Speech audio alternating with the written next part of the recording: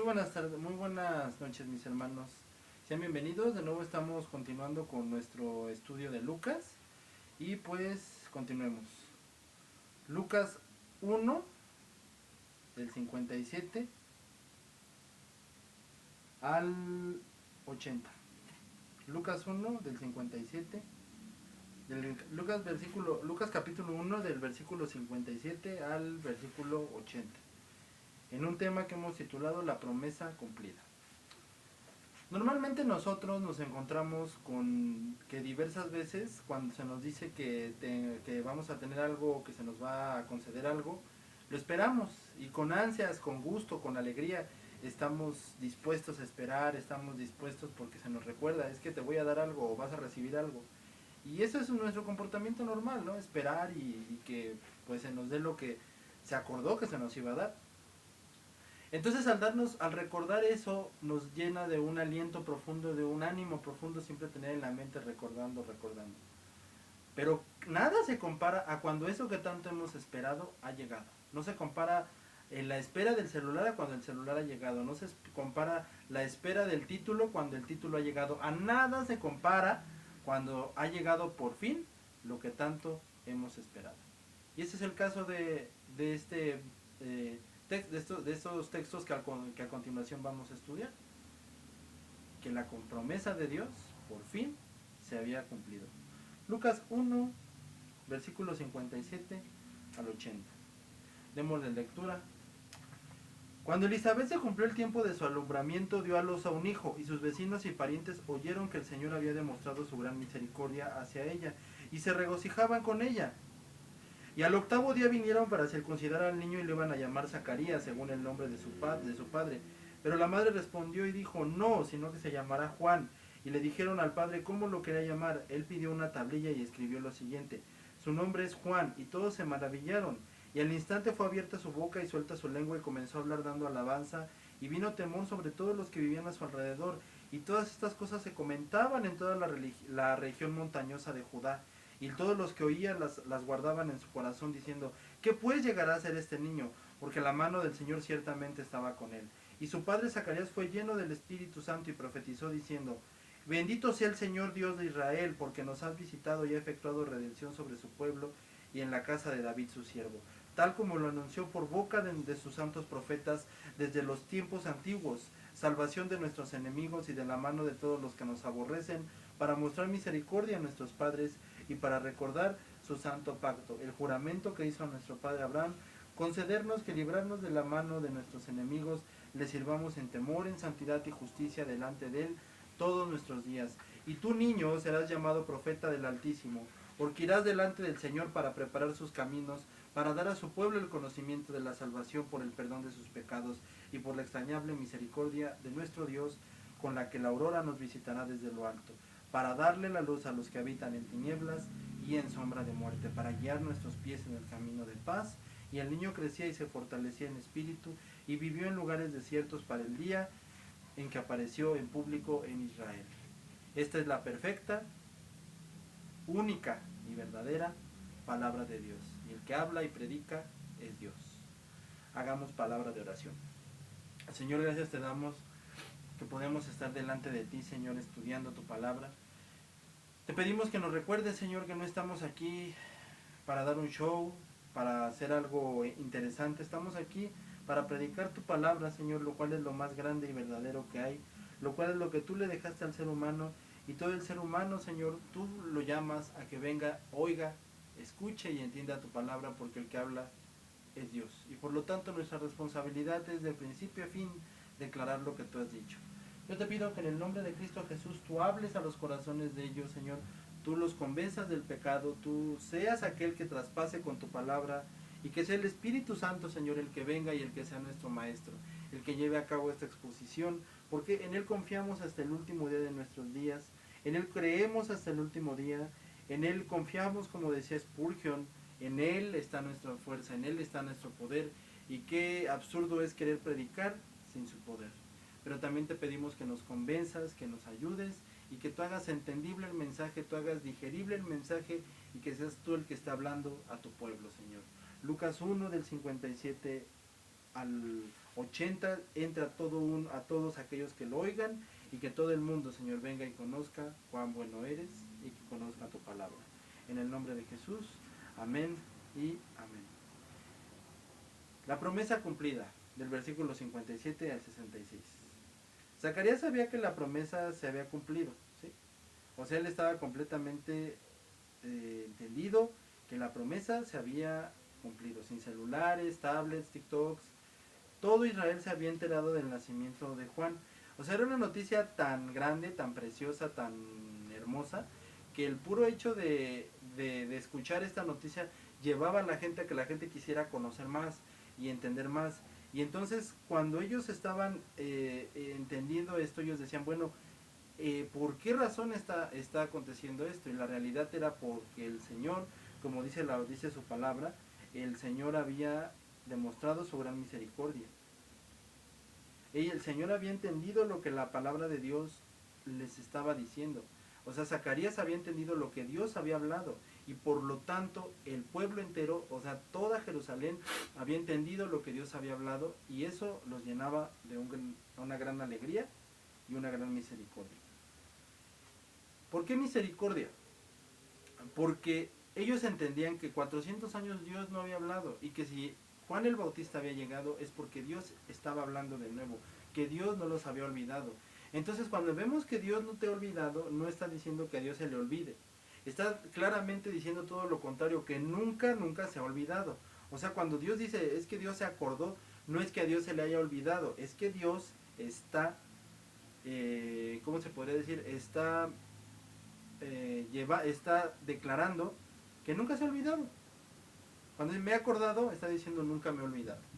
Perfectamente así es como Juan entonces llega a este mundo, nace de sus padres, y el mundo y todo Israel recuerda eso. Entonces todo el tiempo nosotros estamos llamados a recordar que toda la misericordia de Dios nunca se va a acabar para con nosotros. Y nosotros no tenemos la excusa de refugiarnos en nuestro pecado, que nosotros no tenemos la excusa de creer que Dios ya no tiene nada para con nosotros, o que Dios está encerrado en una cajita, porque eso no es cierto. Dios está al control de todas y cada una de las cosas, y por lo tanto no lo podemos encerrar, no podemos decir es que ya no hace esto, ya no hace aquello. Él sigue obrando y sigue haciendo las cosas. Esto para Israel era como un triunfo, como cuando la Segunda Guerra Mundial terminó, o por ejemplo cuando el COVID, la pandemia COVID-19 hace unos años o meses, si no mal recuerdo, cesó. Y precisamente esto era en base al triunfo de que ellos estaban conscientes de que Dios les estaba hablando. Este no era un mensaje cualquiera, ¿sí? Porque Dios les estaba diciendo a su pueblo claramente, no me he olvidado de ustedes. Y estaba anunciando la llegada del Señor Jesucristo, lo cual era lo más importante. Desde Edén se hizo la promesa de que el Señor Jesucristo vendría a esta tierra, de que Dios Todopoderoso se encarnaría, vendría a esta tierra, moriría por los pecados, regresaría al cielo, después volvería, pondría un reino eterno, y ese reino jamás va a terminar. Una vez que Dios empieza a aplicar su plan y que lo empieza a llevar a cabo desde Génesis hasta los Evangelios, que es cuando el Señor Jesucristo llega, nos empezamos a dar cuenta de que cuando Dios estaba recordándoles esta promesa a los judíos, a su pueblo, esto era lo que al pueblo lo llenaba de alegría. Y por lo tanto, al ver esto, podemos nosotros creer que Dios ya se ha olvidado de nosotros. Así como vimos en primera instancia que podemos creer que Dios que todos estamos llamados a recordar la gloria de Dios, el amor de Dios, así también todos estamos llamados a recordar que Dios no se ha olvidado de nosotros, Dios no se ha olvidado de ti, Dios no se ha olvidado de nadie. Y Él tiene abiertos los brazos para todo aquel que quiera creer y entender que Él es el Dios Todopoderoso y venir a la salvación. Para eso está Dios presente. Cuando Daniel estuvo en los leones, José en Egipto, Dios no se olvidó de todos ellos. Él estaba Daniel en un foso de los leones, Dios no se olvidó de Daniel en el foso de los leones. José fue llevado a Egipto de una manera muy cobarde, muy fea, y aún así Dios no se olvidó de él. Y José lo sabía claramente. Tenía la conciencia de que Dios no se había olvidado de él. Jeremías, cuando le predicaba a un pueblo que nada más no le hacía caso, muchas veces él se desanimaba y Dios lo animaba, recordándole, Jeremías, recuerda algo, tal vez no te escuchan, Tal vez ni siquiera te están volteando a ver. Tal vez ni siquiera les interesa lo que estás diciendo. Pero ¿qué crees? Que a mí no se me... No me a mí, yo... A mí no se me olvida lo que estás diciendo. Si yo lo tengo bien presente y para mí vale mucho lo que estás diciendo. En primera instancia la predicación y el hablar la palabra es para la gloria de Dios. Recordándolo eso, estamos del otro lado. Pero pues lamentablemente esto también nos enseña que los judíos tenían muy presente el alabar a Dios en sus victorias. ¿Por qué digo esto? Nosotros vivimos en una cultura donde lamentablemente las cosas malas siempre van por delante. En México, por ejemplo, hay dos casos. Está el caso de Maximiliano de Habsburgo y Porfirio Díaz. Les estoy diciendo que todo el tiempo tenemos la costumbre de recordar lo malo. Y cito a estos dos personajes, Porfirio Díaz y Maximiliano de Habsburgo, porque fueron personas que hicieron cosas buenas por México. En algún momento cometieron un error muy grave, y eso que les ganó, que los fusilaron. Entonces, nos damos cuenta de que es precisamente por ese error que muchas veces ellos son recordados. Es precisamente por ese error que tú y que yo muchas veces somos recordados. Y es triste porque entonces ¿en dónde está nuestra mente? Que como bien decía un escritor, esos destellos de alegría en el transcurso del tiempo se vuelven ecos de nada. Y esos silbidos de tristeza se vuelven bramidos de depresión. ¿Mm? Lo que es malo lo tendemos a siempre tener presente. Y me hiciste, y yo te hice, y yo te hice. Y lo que es bueno, ¿te acuerdas cuando te divertiste? No, yo no me acuerdo. 150 cantos en el libro de los Salmos nos recuerdan que ellos alababan a Dios. Cuando en Éxodo 15 hacen un cántico tan precioso y tan histórico, que Dios un día nos permita poder estudiar completamente ese libro o tal vez ese cántico, pero en ese canto del Éxodo 15 hay una preciosidad y es más que nada claro porque Dios nos dice, es que en mi victoria me alabaron. Y decimos, Señor, pero pues ¿quién no te va a... Qué bonito, pues eso que nos enseña. Eso que nos enseña, eso, que alabarlo en las victorias, al gozarnos aún más cuando estamos ganando. Porque desgraciadamente no tenemos esa costumbre. El verdadero pueblo de Dios siempre va a recordar la obra de Dios. Así que tengamos muy presente eso.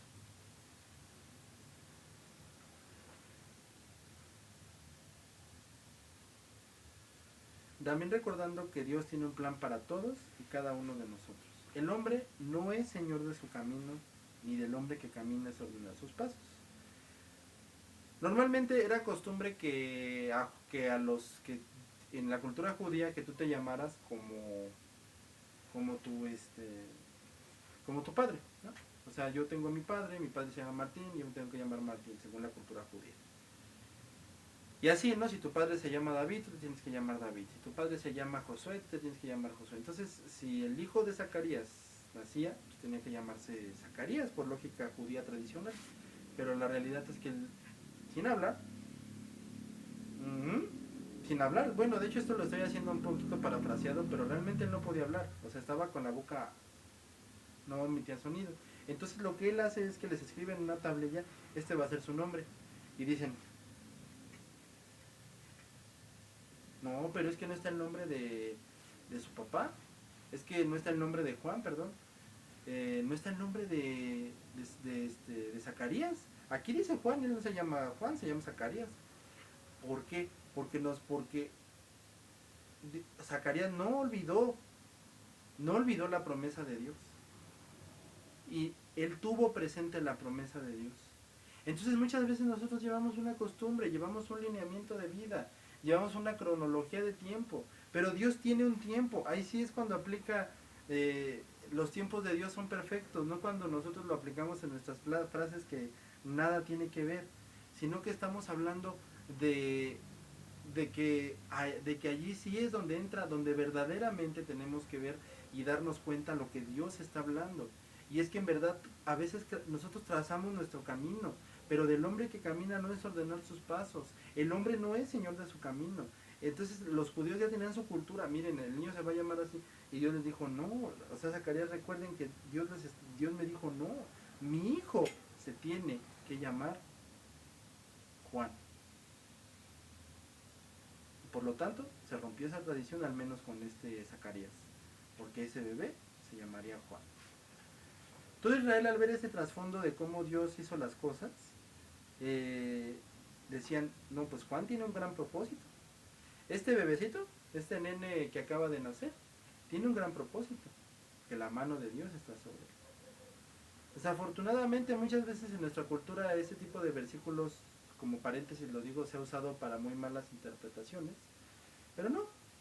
La realidad es que todos tenemos un propósito, no porque te pasen al altar, no porque te pongan la mano enfrente, no porque te den una palabra, son cosas buenas.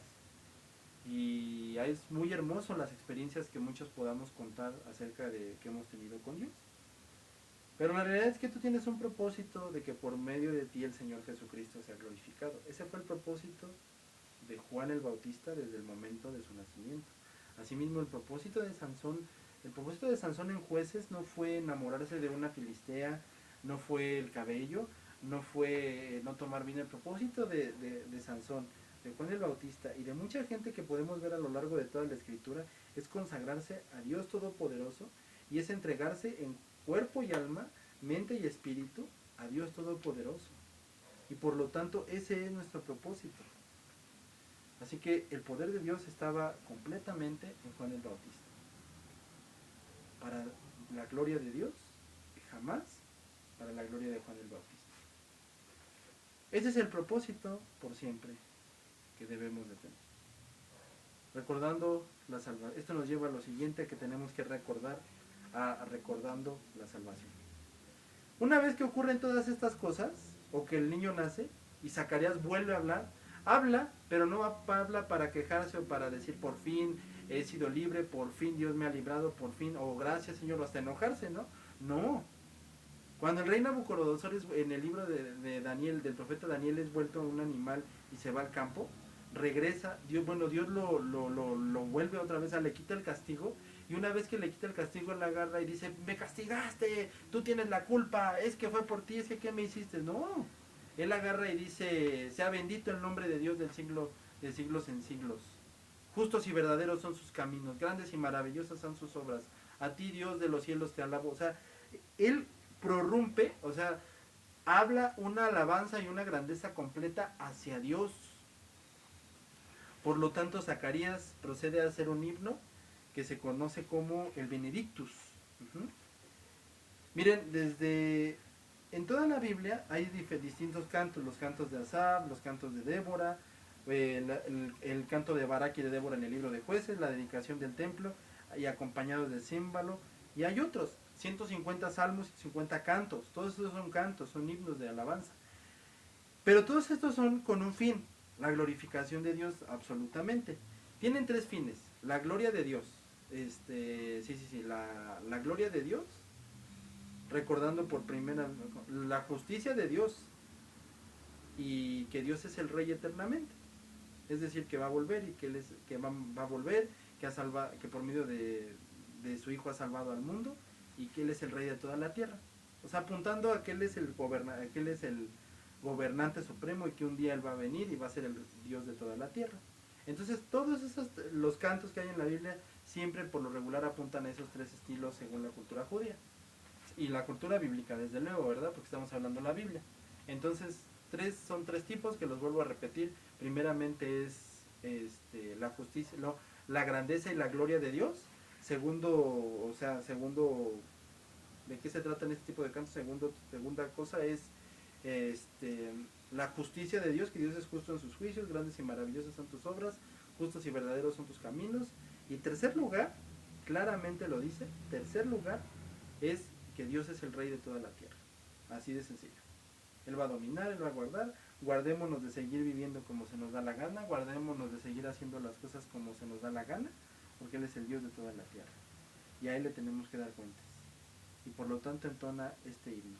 Zacarías, su padre, fue lleno del Espíritu Santo y profetizó diciendo, bendito sea el Señor Dios de Israel, que nos ha visitado y redimido a su pueblo y nos levantó un poderoso Salvador en la casa de David, su siervo. como habló por boca de sus santos profetas, que desde el principio salvación de nuestros enemigos y de la mano de todos los que nos aborrecieron, para hacer misericordia con nuestros padres. Zacarías procede a glorificar a Dios. Dominado por el Espíritu Santo, eso es la llenura del Espíritu Santo. Decía un gran predicador, Leonard Ravenhill, ¿cómo sabemos cuando alguien está dominado? Porque el Espíritu Santo completamente habita en esa persona, está dominada por el Espíritu Santo. Decían, un escocés agarra, me ve afuera de un bar y ¿quieres luchar? Porque así son los escoceses. Entonces, una persona dominada por el Espíritu Santo está completamente llena de Dios, ¿sí? Es decir, está dominada por Dios. Pero esto aquí quiere decir que la persona se dejó dominar por Dios, porque como dice Romanos, tenemos una lucha con carne y sangre, perdón, una lucha que no es contra carne ni sangre, sino contra los principados, pero principalmente contra nuestra humanidad. Entonces, en esa misma humanidad es que entonces se nos pide ser llenos del Espíritu Santo, es decir, que dominemos, nos dejemos dominar por el Espíritu Santo, por medio de la palabra, por medio de la oración y por medio de una comunión muy fuerte con Dios, empecemos a dominarnos, a que el Espíritu Santo nos domine, o sea, ser dominados por el Espíritu Santo, dominado completamente, ¿sí? En la lucha libre, cuando dicen que no sueltas al adversario, lo estás dominando. Y así dicen, es que lo tiene dominado. Lo que pasa es que no lo suelta y lo está golpea y lo trae así. Y no lo suelta, él lo controla. Eso es lo que Dios nos pide. Entonces Zacarías estaba completamente lleno del Espíritu Santo y entonó este canto.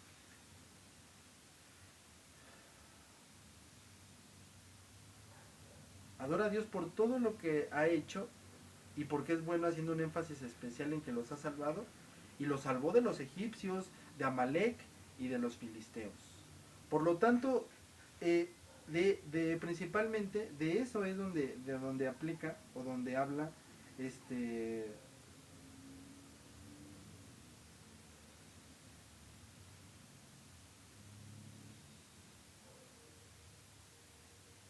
donde aplica, donde habla donde lo que él está diciendo es eso, recordando la salvación.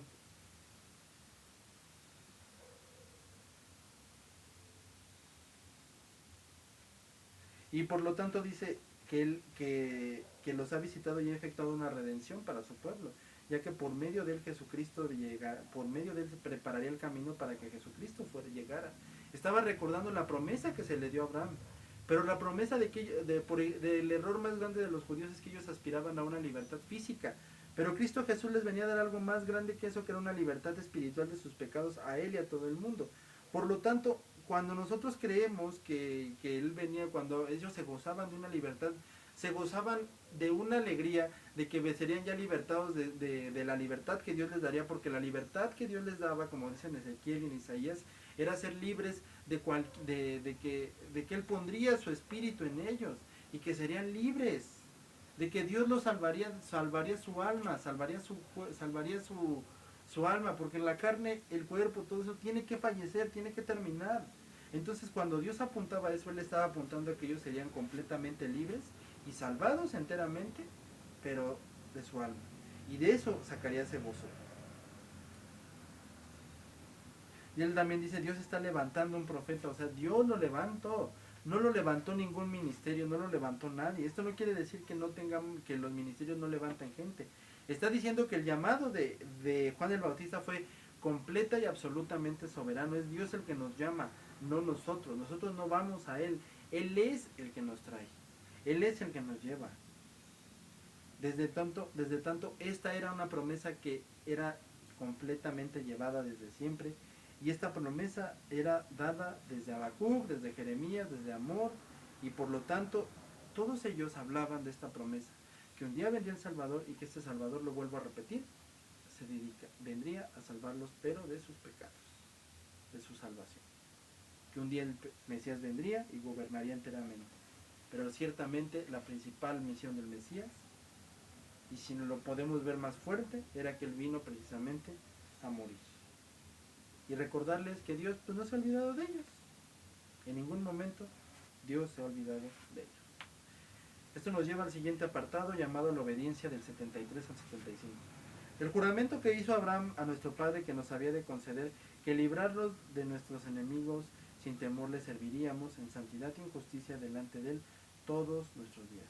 Romanos 1 dice Pablo que la gente que le evangeliza es para llevarlos a la obediencia de Dios. Por lo tanto, el llamado a Cristo es un llamado a la obediencia. Desafortunadamente hoy en día se inventa que con que tú llenes la tarjetita, que con que tú... No. Si tú no obedeces a Cristo una vez que supuestamente que tú dices que te has convertido, es porque entonces tu conversión no fue cierta. Pudiste haber llorado, yo he conocido a gente que llora, que se avienta, ¿no? Que van y pues vamos, pues que vino tal profeta y lloraron y se aventaron y todo hasta ahí. ¿Continuaron de ahí en adelante su vida cristiana? No. Mentira. Gente que dice es que se llenó la campaña y todo eso y mira cuánta gente levantó la mano. ¿Obedecieron a Dios de ahí en adelante? No, pues no, entonces no se convirtieron. Entonces tengamos cuidado de no anunciar un verdadero evangelio, porque el evangelio por sí solo convence a la gente, o lo endurece, bueno, eso es, convence a la gente de pecado. A los que Dios, a los que verdaderamente Dios quiera traer y a los que no estén en esa necesidad de decir yo no gracias, a esos Dios los convierte. Pero fuera de ahí, no. Así que tengamos mucho cuidado, de verdad, en hablar cosas que no, porque el llamado es un llamado a obediencia. Por lo tanto, Juan el Bautista hacía mucho énfasis en que generación de víboras, ¿quién los librará de la ira venidera? Si ustedes creen que por ser hijos de Abraham van a ser salvos, están en un completo error. Si ustedes creen que por ser judíos van a ser salvos, están acabados completamente. Ustedes no se salvan por eso, ustedes se salvan únicamente si creen que Jesucristo es su Salvador, si creen en la salvación del Hijo de Dios, el que Dios ha enviado a que salvan. Si ustedes se aferran a la fe que Dios les ha dado, esa es la salvación. Y ese es el verdadero cristianismo al que Dios nos llama. Y esto nos lleva al siguiente apartado, la misión de Juan.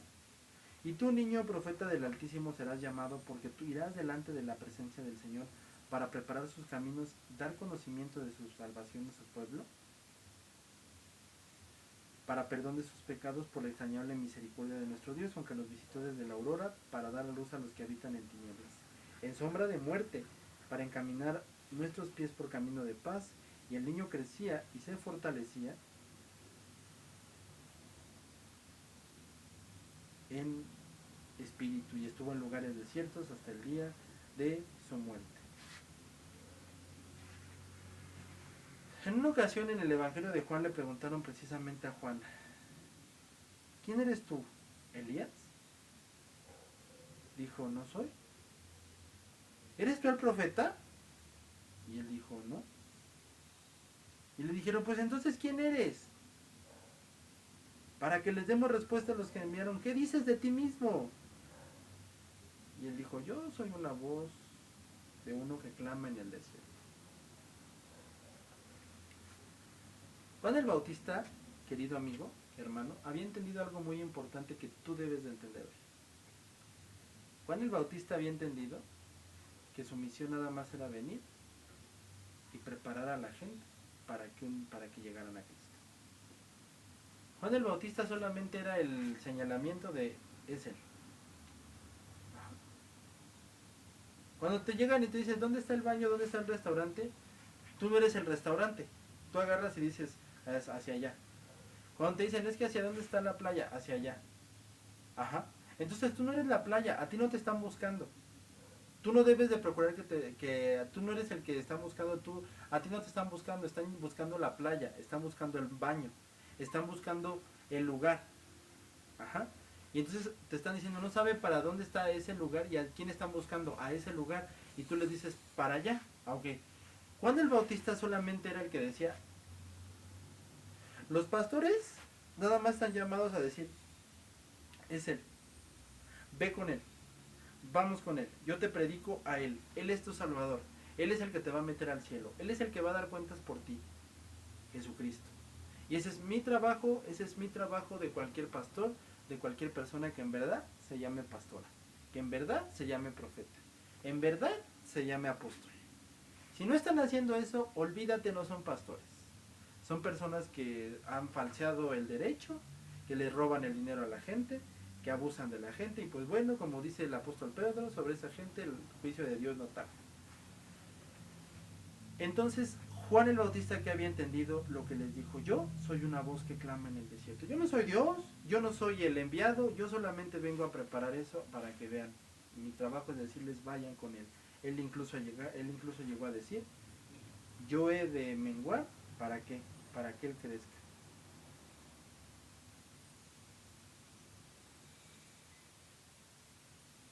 Precisamente Juan le hizo ver que a todos ellos que así no eran las cosas. Porque también les hizo ver que sus pecados, ellos tenían que arrepentirse de sus pecados. Y que ellos tenían que dejar